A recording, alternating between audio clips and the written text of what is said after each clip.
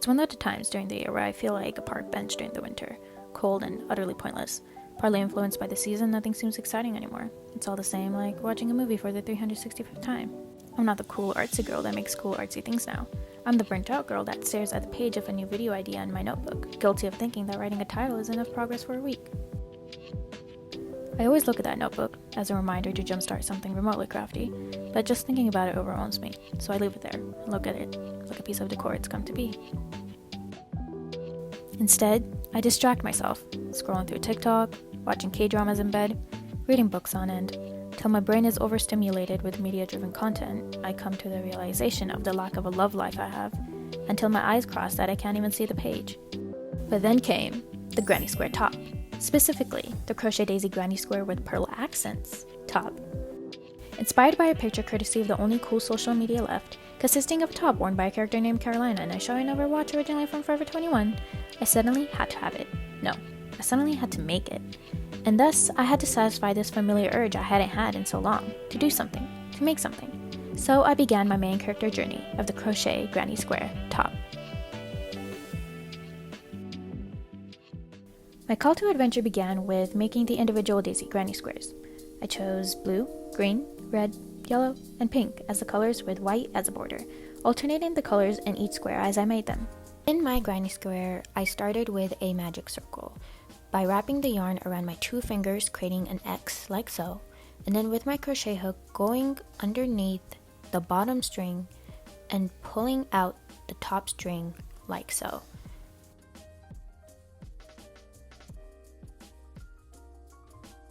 And then to secure that, I chained 1, and to know if I correctly made my magic circle, I pulled the bottom string, and if the circle shrank, then I knew I did it correctly. Which is crazy because I have finally conquered that after a decade of crocheting. Moving on, I made another chain, and now it was time to make double crochets. To do that, I wrapped the yarn around my crochet hook, went into the circle, wrapped the yarn again, came out, and then had 3 loops on my crochet hook. Then I yarned over, went through the first 2 loops,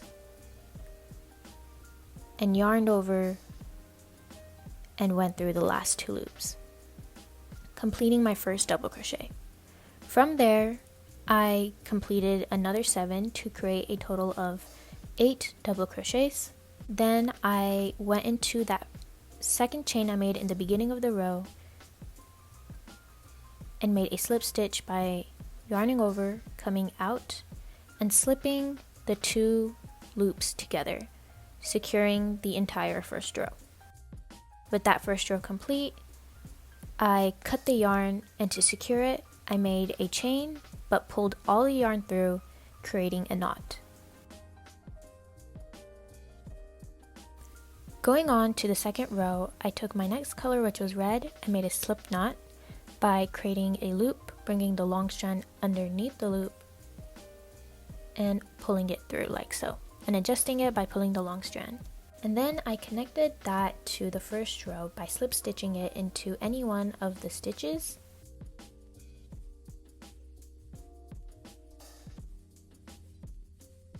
And then I chained 3, 1, 2, and 3. And that's the start of my cluster. I kind of slowed it down because I went by too fast, but essentially I was going to make a double crochet but didn't totally. So I yarned over, went into the same stitch I was in, yarned over again, pulled through, had the regular 3 loops of a double crochet, and then I yarned over and went through the first 2 loops like usual, but I did not finish that double crochet, and instead I yarned over, went back into that same stitch I was in, yarned over again, pulled through, and this time I had 4 loops on my crochet hook, yarned over, went through the first 2 loops, and again I did not finish that stitch, I guess. Yarned over, went back into the stitch again, yarned over, pulled through,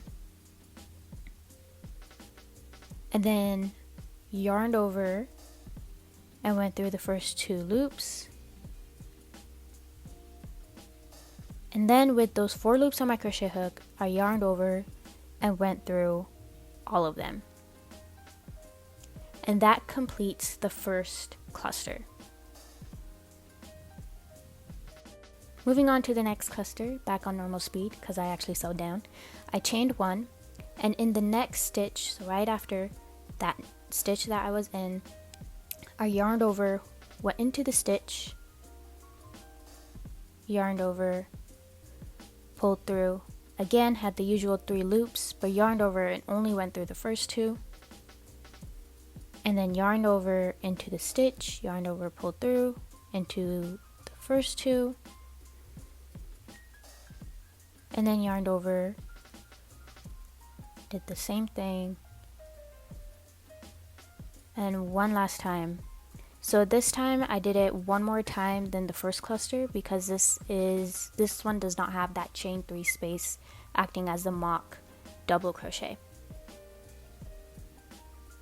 And then yarned over and went through all those loops. So I did this throughout the entire thing, making another 6 clusters with a chain 1 space in between all of them. When I was done with that, I attached it to the 3rd chain with a slip stitch, cut it up, knotted up, and the 2nd row was complete. For the 3rd and final row, I used my white yarn and attached it into any one of the chain 1 spaces, similarly with a slip stitch. Then I chained 3 and made a regular double crochet, followed by another regular double crochet. No more clusters, or at least clusters from the 2nd row. Technically these are also clusters, but different ones. When I was done with that cluster, I chained 1 and made 3 double crochets in the next chain 1 space, making another cluster. With those 2 complete, it was time to do the corner.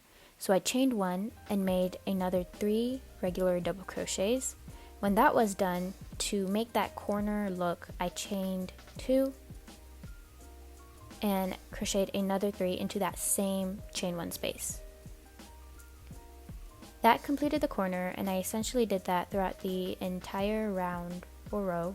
When I was done, I attached it with a slip stitch, cut it, and knotted up, and my daisy granny square was complete. Now, you might be wondering, how did I know how many granny squares to make? Well, I knew that each of my granny squares were about 2.5 inches by 2.5 inches, and design-wise, I wanted the top to be fitted around the bust area, and then draped down from there, stopping right around my belly button for a cropped look. So, using my bust measurement, the length of my sternum to below my belly button, and with the shoulder strap length of my choosing, I just then divided it by 2.5, which gave me a general ballpark of how many granny squares to make, and for me, as a usual US size 2 in clothing, I ended up with 43 granny squares. For now. With those 43 granny squares made, it was time to stitch the squares together. The best technique I found to connect the squares was to sandwich the 2 squares together, wrong sides out, right sides in, and with a new string of yarn starting from one corner, I made slip stitches, only going through the top loops, like so.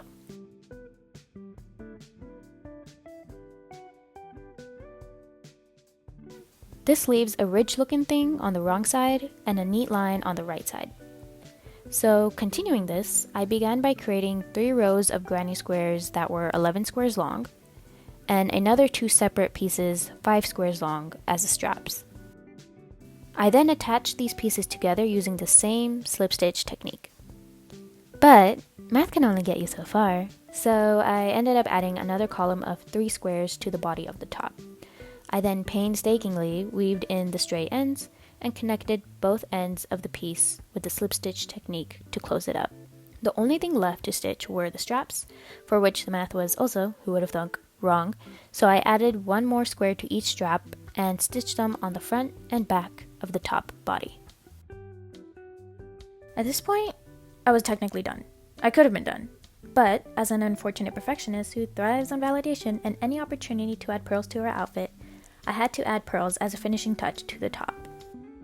I began with a relatively long string of yarn with a slip knot on a crochet hook on one end and the other end threaded through a needle. I wanted the pearls to be on the corners and middle of each square, so starting at one corner, I attached my yarn with a slip stitch, threaded the pearl through with the needle, and with the bead snug on the stitch, I made another slip stitch in the stitch right after that one to secure the bead in place. I then made more slip stitches to the middle of the square, added the bead again, and just repeated that same process essentially throughout the entire top. Before and while making this, I thought that with the granny square top, I could step back up from the quilt bench, reignite the creativity, because I would be the girl with the granny square top, the one with the put together outfit with her statement handmade piece. The girl with the granny square top does differential equations without crying. The girl with the granny square top fits in her hobbies rather than abandoning them. The girl with the granny square top learns to sing. Just kidding. The girl with the granny square top can't sing if her life depended on it. Her vocal cords are in an even worse state of mind than her mind itself. But when the top was finished, being the girl with the granny square top didn't do any of that. If anything, it only fueled my delusions for warmer weather. But at the end of the day, I always came back to that notebook. There's always going to be ups and downs, highs and lows. But how do I go up this gajillionth time? Baby steps. Starting with brainstorming a new video in my notebook.